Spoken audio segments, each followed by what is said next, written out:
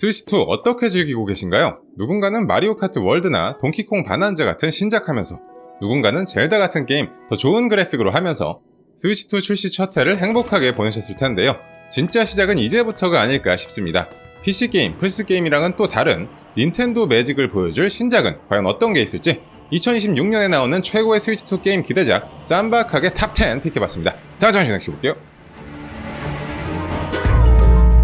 10위는 요시와 신기한 도감입니다. 슈퍼 패미컴으로 나온 잊지 못할 갓게임이죠. 슈퍼마리오 요시 아일랜드 이후로 거의 30년간 꾸준히 명맥을 이어온 요시 시리즈의 신작이 떴습니다. 스위치 1으로 나온 요시 크래프트 월드 이후로는 7년 만에 다시 보게 생긴 요시 게임이라 너무나 반가웠는데 그래픽 면에서나 플레이 방식이나 항상 전에 없었던 뭔가 새로운 시도를 많이 하는 요시 게임답게 어떤 느낌이 될지 아직은 잘 가늠이 안 되는 특이한 장면들이 많더라고요. 어느 날 요시들이 사는 섬에 신기한이라는 이름의 말하는 도감 할배가 하늘에서 내려오는데 이 도감에는 신기한 생물들이 실려있는 듯 하지만 신기한 할배 스스로는 읽을 수 없어서 대신 요시가 조사에 나선다는 설정이고요. 우리의 요시가 도감 속으로 직접 들어가서 그 신박한 생물들을 하나씩 만나고 얘네를 데리고 이 책 속 세계를 탐험하면서 이 생물들의 특징을 연구하며 도감을 완성해 나가는 흐름인데, 예를 들어 요시가 어디서 많이 본 노란 꽃을 발견하고 얘를 먹으면 등에 업고 다닐 수 있게 되는데 그 상태로 풀을 지나가면 그 자리에 꽃이 피게 되고요. 그렇게 생긴 민들레 씨앗 같은 건 귀여운 겉모습과는 달리 다른 유기물의 영양분을 빨아들이는 능력이 있어서 커다란 돌도 금을 낸 다음 부술 수 있게 된답니다. 이런 신기한 생물들이 많이 나오면서 코스를 빠르게 주파하는 일반적인 플랫포밍 게임이랑은 다른 발견과 탐험의 재미를 안겨줄 것으로 기대됩니다. 동화 같은 아트의 사랑스러운 요시 게임 요시와 신기한 도감은 2026년 봄 스위치2 출시 예정입니다. 9위는 레이튼 교수와 증기의 신세계입니다. 고고학자 레이튼 교수와 조수 루크 트라이튼, 귀요미 탐정 듀오가 돌아옵니다.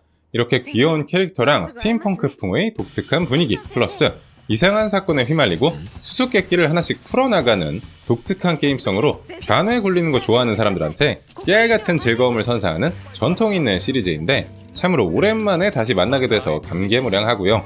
내가 전작을 전혀 안 해봤다 라고 하더라도 TV로 크라임씬 같은 추리 예능이나 군의 서바이벌 쇼 프로그램 재밌게 본 사람이라면 이 게임의 매력에 풍덩 빠질 수 있지 않을까 생각됩니다. 기본적으로 주어진 배경에서 다양한 단서를 찾는 옛날 포인트 앤 클릭 게임 같은 방식으로 시작해서 시각적인 착시, 논리적인 함정에 있는 트릭이나 고정관념을 깨야 해결할 수 있는 문제를 던져주는데 여러가지 단서를 모아서 진실에 한 발짝씩 가까워지다가 어쩔 땐 반전 요소까지 있는 스토리도 꽤나 볼만하거든요. 이번에도 레이튼 시리즈 아니면 느끼기 힘든 그런 매력이 살아있는 작품이 되길 기대해보고요. 이번 진기의 신세계의 시간대는 DS로 나왔던 최후의 시간여행에서 1년 이후 미국의 스팀 바이슨이라는 가상의 도시가 무대가 되고, 아까 포인트 앤 클릭 게임이랑 겹치는 부분을 얘기했는데 숨은 요소를 찾거나 특정 오브젝트를 터치할 때 조이콘 2만의 마우스처럼 쓸 수 있는 기능 있잖아요. 이게 슈팅 게임 같은 거 오래 잡고 하기엔 손이 좀 아프지만 이런 게임에서는 아주 쾌적하게 써먹을 수 있을 것 같습니다. 다 떠나서 제일 중요한 사실은 레이튼 교수 시리즈 하면 정식 한글화 안 된 적이 많았는데 이번에 모처럼 한글화가 확정됐다는 점. 레이튼 교수와 증기의 신세계는 스위치2는 물론 스위치 1으로도 할 수 있고 2026년 출시 예정입니다. 렛츠 거인다! 8위는 마리오 테니스 피버입니다. 본업인 배관공 일은 내팽개친 지 오래고 이것저것 손 안 대는 게 없는 취미 부자 마리오가 이번엔 또 오랜만에 테니스 라켓을 잡았습니다. 아주 쉽게 말하면 마리오 캐릭터로 테니스 치는 게임이라고 한 줄 정리도 가능하겠지만 이건 좀 신박한데? 싶은 요소가 많이 눈에 띄거든요. 그 중에 제일 먼저 눈에 들어오는 건 제목에도 쓰여 있듯이 피버 라켓을 써서 구사하는 피버 샷인데요. 코트를 얼리는 아이스 라켓, 상대방 코트에 방해 선인장을 씹는 라켓, 분신을 만드는 섀도우 라켓, 발이 빨라지는 대시 라켓 등 총 30종의 피버 라켓 중에 하나를 골라 쓰면서 코트 위에 다양한 효과를 발동시킬 수 있다는 점. 일종의 필살기 같은 거라고 볼 수도 있지만 상대 피버샷을 땅에 닿기 전에 받아치면 효과를 유지한 채 반사가 가능하고요. 피버샷 효과로 인해 데미지를 입으면 체력이 줄어드는데 이게 다 떨어지면 KO 돼서 잠시 퇴장하게 된다고 하네요. 또 복식으로 할 땐 두 명이 같이 피버샷을 쓸 수도 있거든요. 여기에 이전 마리오 테니스에서는 볼 수 없었던 군바, 토텐, 베이비 와루이지 등등 무려 38명의 캐릭터가 참전하고요. 이런 스포츠 게임은 아무래도 누구랑 같이 하냐 그리고 얼마나 오래 안 질리고 할 수 있냐가 맹점이 될 텐데, 수다쟁이 꽃의 실황 중계로 분위기를 띄우는 토너먼트, 탑의 최상층을 목표로 미션에 연속으로 도전하는 미션 타워, 특별한 규칙으로 대전할 수 있는 스페셜 게임, 그리고 슈퍼마리오 원더에서 눈도장 찍은 원더의 세계로 들어가는 모드도 있다고 하고, 아기가 되어버린 마리오와 친구들이 모험하는 스토리 모드에서는 기본적인 테니스 기술을 익히면서 몬스터를 테니스 공으로 때려잡는 보스전도 즐길 수 있겠습니다. 끝으로 조이콘 2를 라켓처럼 휘둘러서 즐기는 모션 컨트롤, 일명 스윙 모드도 지원하는 마리오 테니스 피버는 2016년 2월 12일 스위치 2 출시작입니다. もっと広い世界がある 7위는 드래곤 퀘스트 7 리이매진드입니다. 드래곤 퀘스트 1, 2, 3 리메이크가 실컷 나오고 나서 다 건너뛰고 7 리메이크가 나오게 됐네요. 개인적으로 처음 접한 드래곤 퀘스트가 7이어서 저한텐 특히나 반가운 일이라고 할 수 있는데, 고 토리야마 아키라 작가가 참여한 모든 득회 게임 중에서도 캐릭터가 유독 더 귀엽게 느껴지는 7이 1, 2, 3 같은 HD 2D 리메이크도 아니고 인형처럼 귀여운 캐릭터와 동화 같은 분위기를 잘 살린 일명 디오라마풍 풀 3D로 새롭게 태어났고요. 다음으로 원작에서 욕 많이 먹었던 부분이죠.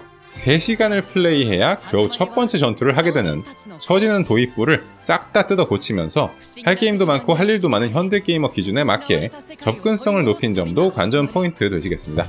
물론 득회 시리즈의 전통인 턴베이스 전투는 호불호가 갈릴 수 있는 대목이지만 좋아진 그래픽에 맞춰 전투 연출이 개선되고 캐릭터마다 두 번째 직업을 선택할 수 있게 직업 시스템에도 변화를 주면서 전술성을 더했고, 그렇게 바뀐 시스템에 맞게 난이도도 조정을 했다고 해요.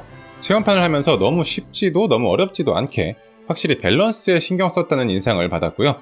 그러면서 어릴 때 공략집 보고 하면서도 언어의 압박 때문에 중도 하차할 수밖에 없었던 아쉬운 과거를 뒤로하고 TV 앞에서 귤 까먹으면서 즐기던 옛날 JRPG만의 소소하지만 확실한 행복을 간만에 다시 소환할 수 있지 않을까 생각해봅니다.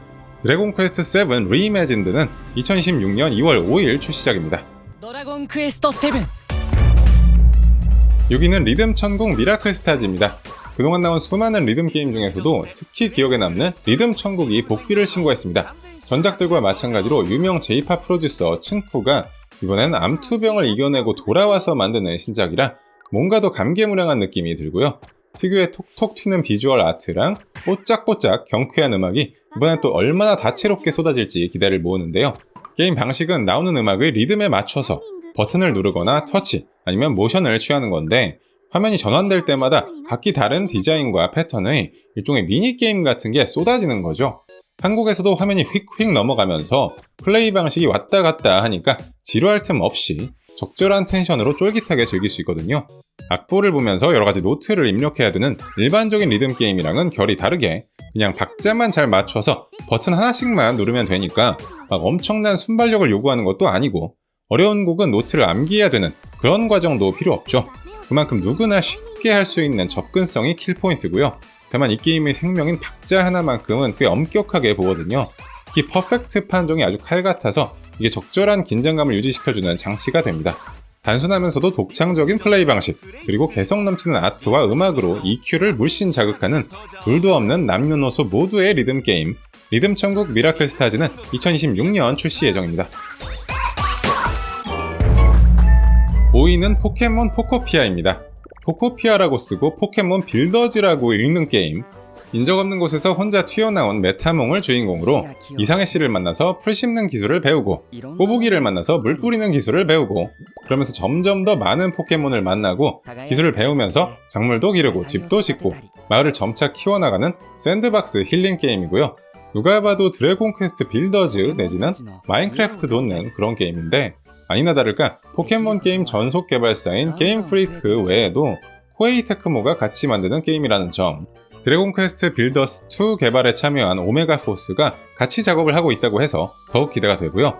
또 이 게임 세계관이 포켓몬 팬들 가슴에 불을 지피는데, 허허벌판처럼 아무것도 없는 공간에 인간의 종적도 찾아볼 수 없다는 설정이라 포스트 아포칼립스 배경이라는 설에 무게가 실리고 있거든요. 가로등 전기가 끊긴 오래된 도시에서 마치 유령처럼 창백한 색깔의 피카츄, 온몸이 이끼로 뒤덮인 잠만보 등 사뭇 다른 모습으로 등장하는 여러 포켓몬 구경하는 재미도 쏠쏠할 것 같고요. 야생 포켓몬들이 출현하는 서식지에서 마을의 주민이 될 포켓몬들을 모으고 다른 포켓몬들로부터 배운 기술들을 다채롭게 활용해서 뚝딱뚝딱 마을을 발전시켜 나가는 게임 포켓몬 포코피아도 2026년 봄 출시 예정작입니다. フィレビルディアと呼ばれた 4위는 모험가 엘리엇의 천년 이야기입니다. 얼핏 보면 다른 HD 2D 게임이랑 비슷한 것 같지만 좀 신박한 건 이게 턴베이스 전투가 아니라 옛날 성검전설 내지는 2D 젤다 게임이 떠오르는 실시간 액션으로 무장한 액션 RPG라는 점. 에이, 아무리 그래도 2D면 너무 옛날 느낌 아닌가? 하는 선입견은 체험판을 해보고 와장창 깨졌습니다. 화면 왼쪽 아래에 동그랗게 얼굴 표정 보여주는 애가 주인공 엘리엇 주변에 떠있는 파란 요정인데 얘가 전투나 이동, 퍼즐까지 아주 큰 역할을 하거든요. 그러니까 주인공을 좌스틱으로 움직이면서 동시에 얘도 우스틱으로 직접 움직이게 만드는데 얘를 움직이는 게 무슨 의미가 있냐 하면 얘가 있는 곳으로 주인공이 순간이동을 할 수 있거든요. 이걸로 전투 시에 멀리 안전한 데서 기를 모은 다음 적쪽으로 순간이동해서 바로 특수기를 먹인다든가 아님 반대로 때리자마자 순간이동으로 안전한 곳으로 피한다든가 드래곤볼에서 손오공이 하던 패턴을 써먹을 수 있는 건데요. 즉 이 요정의 위치를 계속 옮겨줘야 되고 그렇다 보니까 약간 트윈스틱 게임 하는 느낌이 되면서 조작이랑 플레이 방식이 아주 다채로워지는 거죠. 현 시점 스위치2 유저만 체험판을 해볼 수 있는데 체험판 치고 분량도 풍성하니까 꼭 찍먹해보시길 권해드리고요.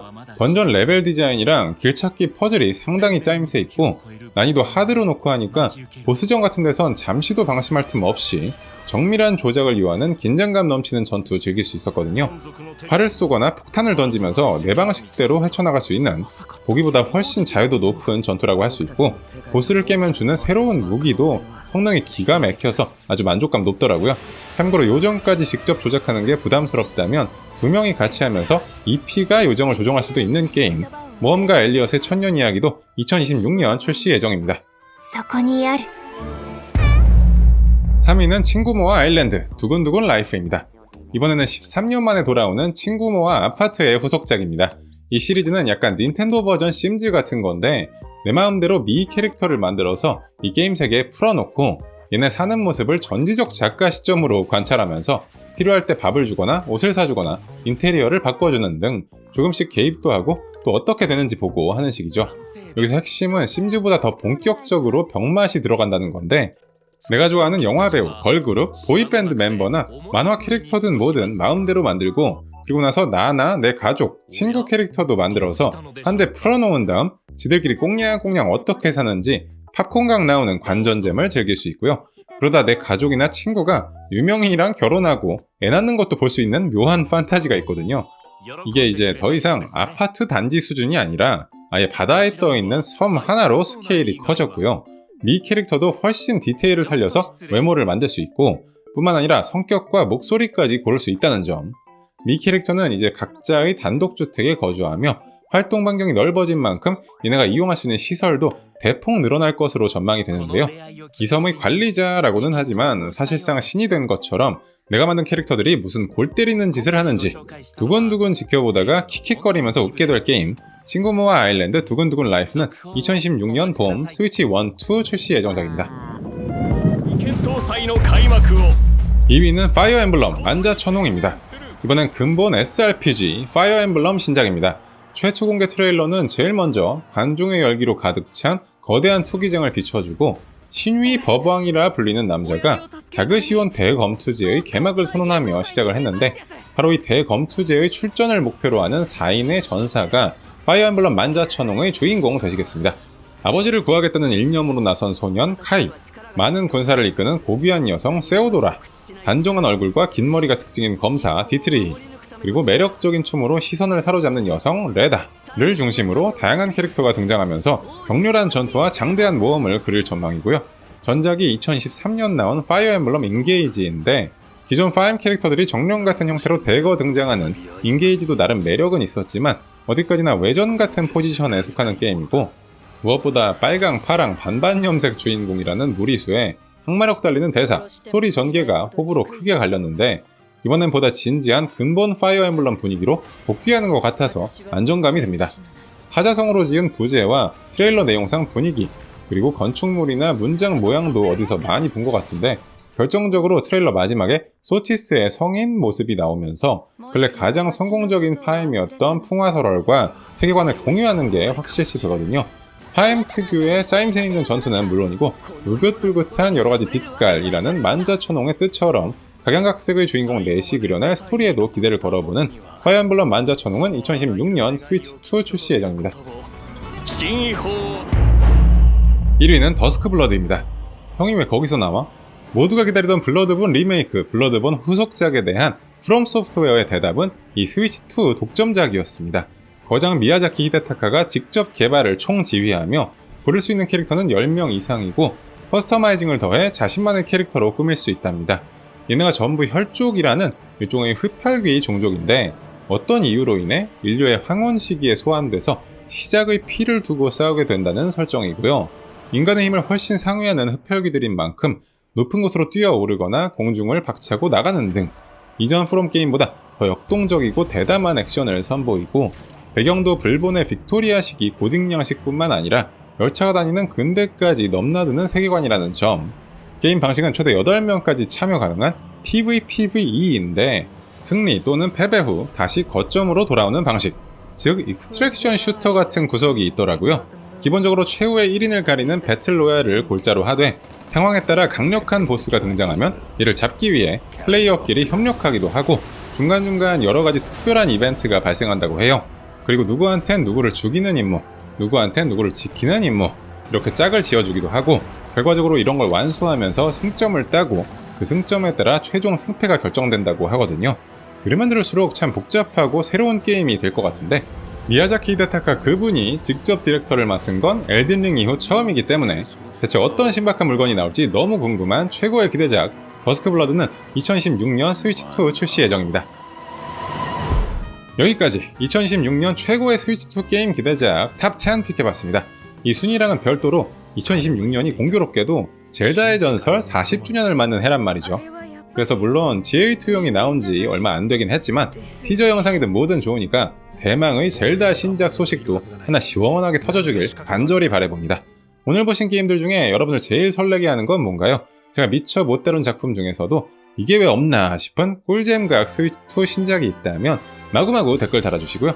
구독, 좋아요 눌러주시면 앞으로의 영상 제작에 큰 힘이 됩니다. 잊지 말고 한 방씩 꼭 부탁드려요. 이미 구독하고 계신 분들께도 다시 한번 감사드립니다. 통추악!